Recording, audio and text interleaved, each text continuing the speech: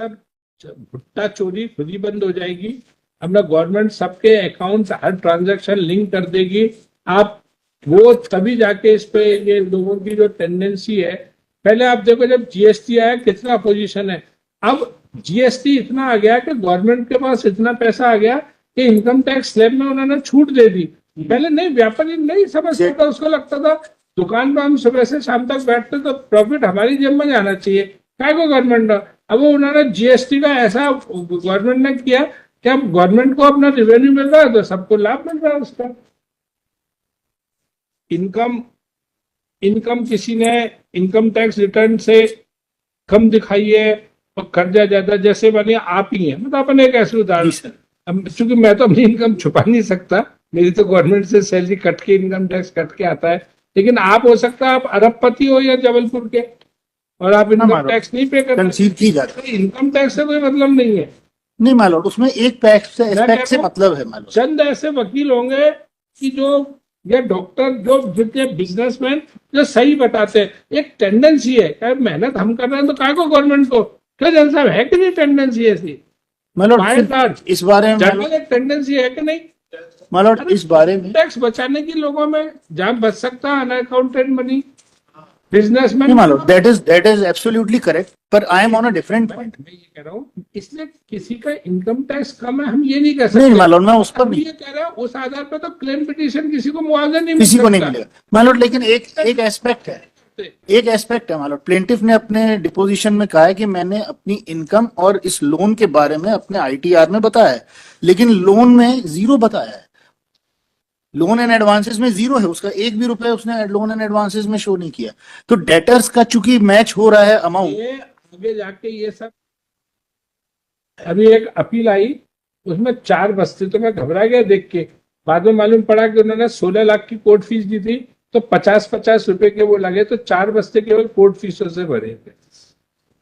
तो ये इसमें भी बहुत सारी कोर्ट फीस से ये इतने ज्यादा लगा दिए हैं, 5-5, 10-10 रुपए की भी कोर्ट फीस पे करी है भाई। This second appeal is by the appellant defendant. At the outset, learned counsel for the appellant defendant submit that his party has lost from both the courts because he received heard on admission. ये eviction matter है? no my lord, it is recovery of money. I am ready to deposit the decretal amount.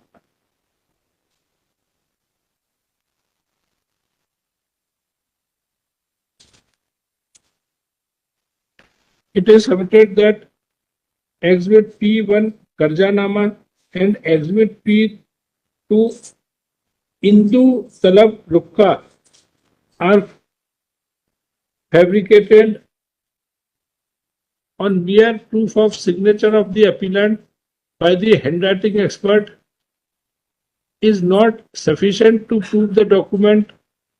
As such, judgment and decree passed by both the court below on the basis of the document is liable to be set aside. Both the court did not appreciate the document filed by appellant Exhibit D2 to D5, which are income tax return which shows the income of the respondent very low.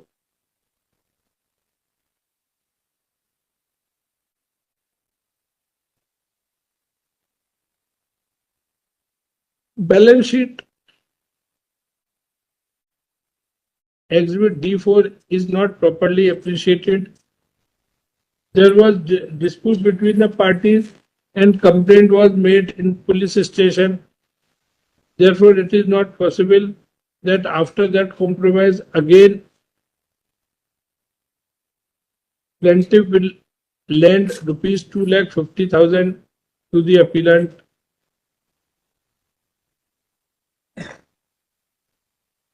Next, on being asked why there were signature of appellant defendant on exhibit and exhibit P1 and P2, आप ये बता दो बस। Yes, my lord. पूरा वो क्यों दस्तखत है? My lord, P1 and P2 are the forged documents, my lord. Signature है ही नहीं हमारे। नहीं, आपने कुछ और प्रपोज किया है हैंड राइटिंग एक्सपर्ट ने भी ये प्रमाणित कर दिया कि वो आप ही के सिग्नेचर है। राइटिंग एक्सपर्ट की इसलिए एविडेंस एग्जिबिट करने लायक नहीं है, एडमिसिबल नहीं है, क्योंकि the documents which he has filed he himself states that these are the digital documents, और उन डिजिटल डॉक्यूमेंट्स के सपोर्ट में 65B का सर्टिफिकेट ही नहीं था। देखो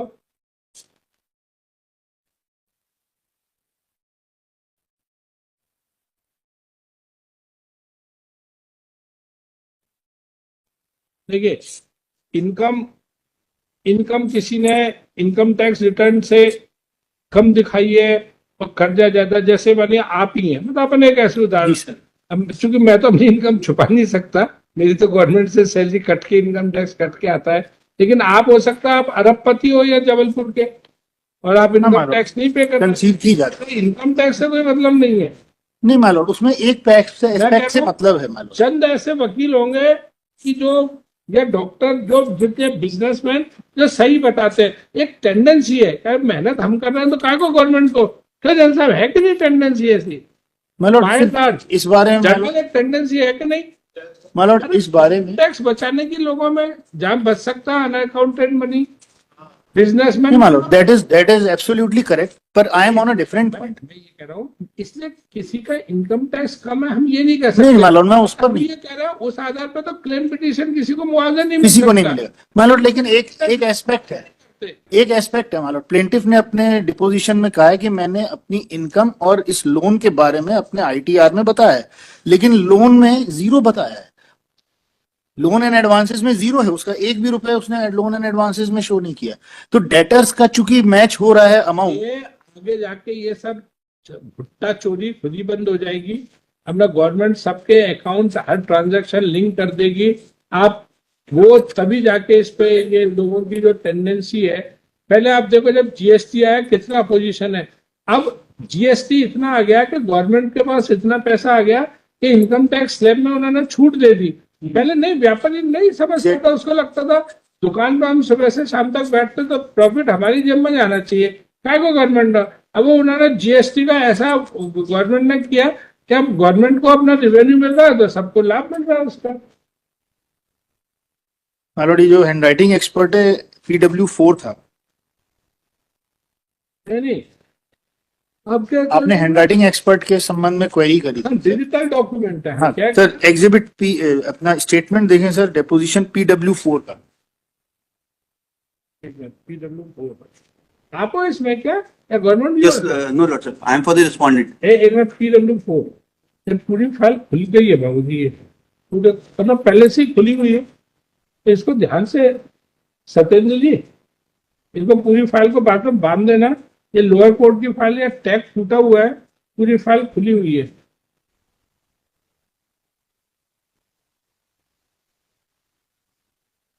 अभी एक अपील आई, उसमें 4 बस्ते, तो मैं घबरा गया देख के।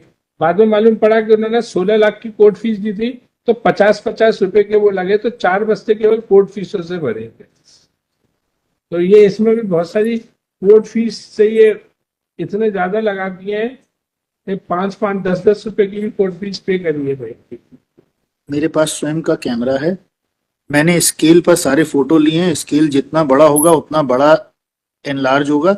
मैं फोटो फिल्म का प्रयोग नहीं करता हूं, मैं डिजिटल मेमोरी कार्ड का प्रयोग करता हूं। हस्ताक्षर को एनलार्ज करने में 2-4 सेकंड लगते हैं। यह सब कंप्यूटर पर लगता है। यह गलत है कि फोटोग्राफी को एनलार्ज करने पर सही बड़े हस्ताक्षर नहीं आता है।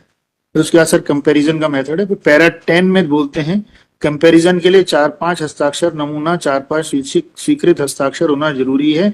मैंने नमूने के 10 और स्वीकृत 7 लिए थे, हस्ताक्षर लिए थे। मैंने प्रतिवादी द्वारा दिए गए शपथ पत्र आदेश 18/4 में बने सूरज कुमार के हस्ताक्षर की फोटो लिया था। मैंने सूरज कुमार को हिंदी में शपथ पत्र का हस्ताक्षर नमूना के रूप में लिए थे। अदालत ने मुझे हिंदी हस्ताक्षर नमूना नहीं दिया था। मैंने न्यायालय से निवेदन नहीं किया था कि मुझे सूरज कुमार के हिंदी हस्ताक्षर नमूना भी दिया जाए, क्योंकि सूरज के हिंदी के स्वीकृत हस्ताक्षर न्यायालय पत्रावली में पहले से मौजूद हैं। मैंने कजनामा पर बने हस्ताक्षर और न्यायालय के समक्ष सूरज के द्वारा बनाए गए हस्ताक्षर के जो नमूने फोटो लिया था। यह कहना गलत है कि दोनों हस्ताक्षर में काफी अंतर है। यह कहना गलत है कि P2 और P3 हिंदी के हस्ताक्षर। तो मैं लॉर्ड, इन्होंने मेमोरी कार्ड का इस्तेमाल किया, हिंदी के हस्ताक्षर के सैंपल नहीं कलेक्ट किए, और मेमोरी कार्ड को यूज करके सर पैरा 6 में जो इन्होंने अपने डिपोजिशन में बताया है कि ये डॉक्यूमेंट है, ये जो कर्जनामा पे सिग्नेचर हिंदी में, हिंदी में है मालूम, एक मिनट, हिंदी इंग्लिश दोनों में एक के ऊपर एक ओवरलैपिंग सिग्नेचर्स है। एक मिनट, कर्जनामा क्या है? एग्रीमेंट, ये कर्ज लेने वाला सूरज है ना? सूरज तो उच्चारण। आपने ये सवाल क्यों पूछा कि उसमें हिंदी में सिग्नेचर क्यों? क्योंकि माय लॉर्ड इसमें प्रोनोट जो है, प्रोनोट इसके जस्ट पीछे एग्जिबिट P2 है, P2 और P3, इसमें इंग्लिश हिंदी दोनों दस्तखत है।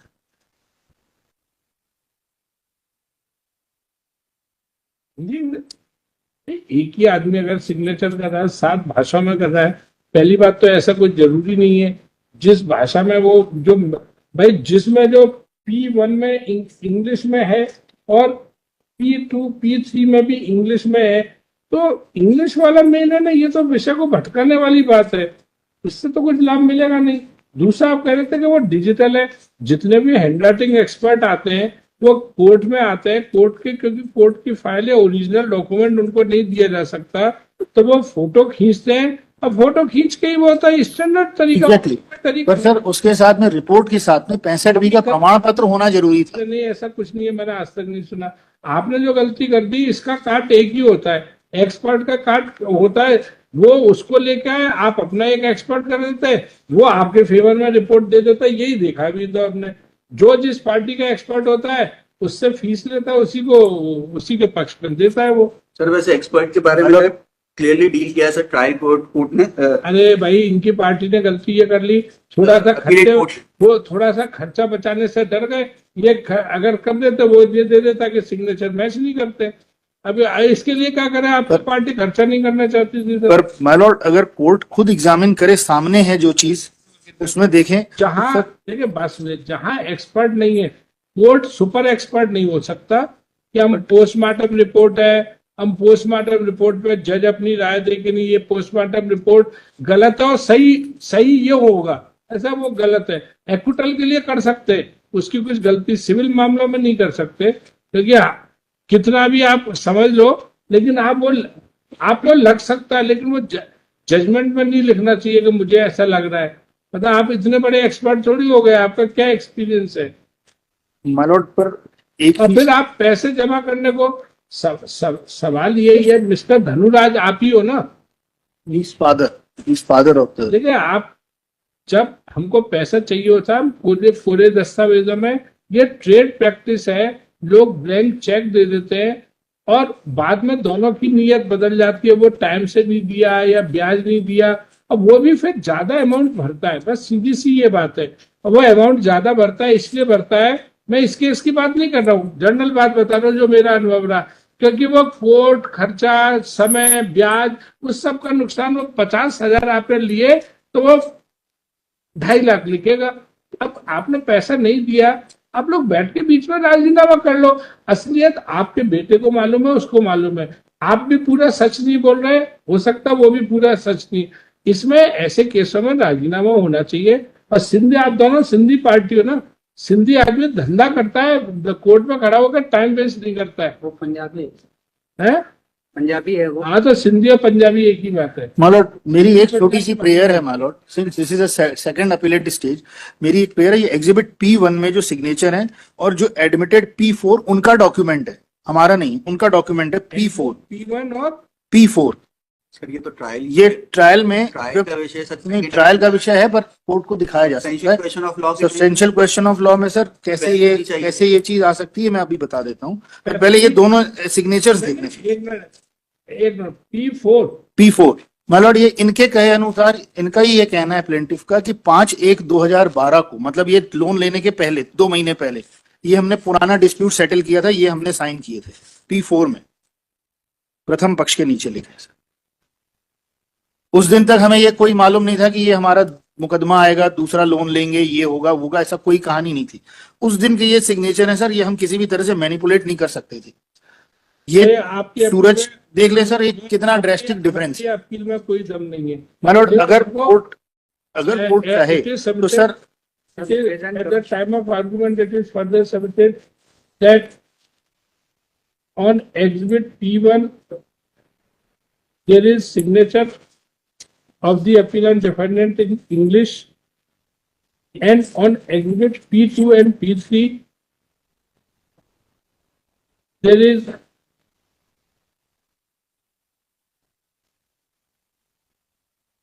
the signature in English and Hindi, therefore they are doubtful. Even otherwise, exhibit P4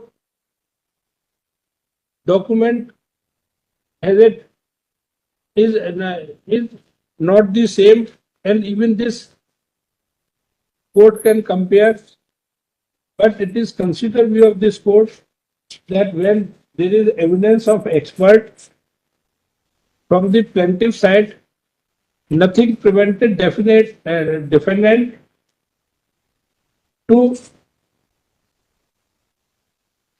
file a report from their own side after getting the document examined by the expert. And when they have failed to do so, and when there is reliable evidence and all factual and legal situation have been considered by the both court,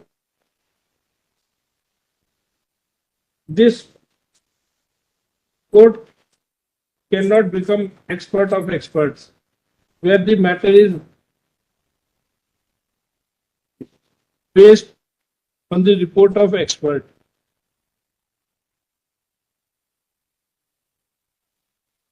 Another ground this is that defendant never had the kind of money to give in loan. Oh, sorry, defendant plaintiff. never had the kind of money, the huge amount of money to give in loan to defendant.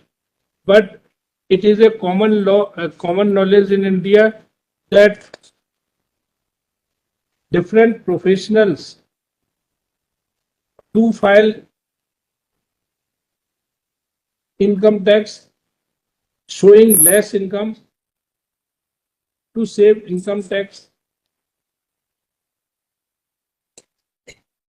Same is the case while buying and selling of different lands when actual value is hidden to save stamp duty. But same person, when they file claim applications, then their pleadings are just reversed and they submit that monthly income is very high. Therefore, no general presumption can be taken simply on the basis of amount shown in income tax return, and no substantial question of law arises in this case on which this second appeal can be admitted. Even otherwise, sorry. Any objection?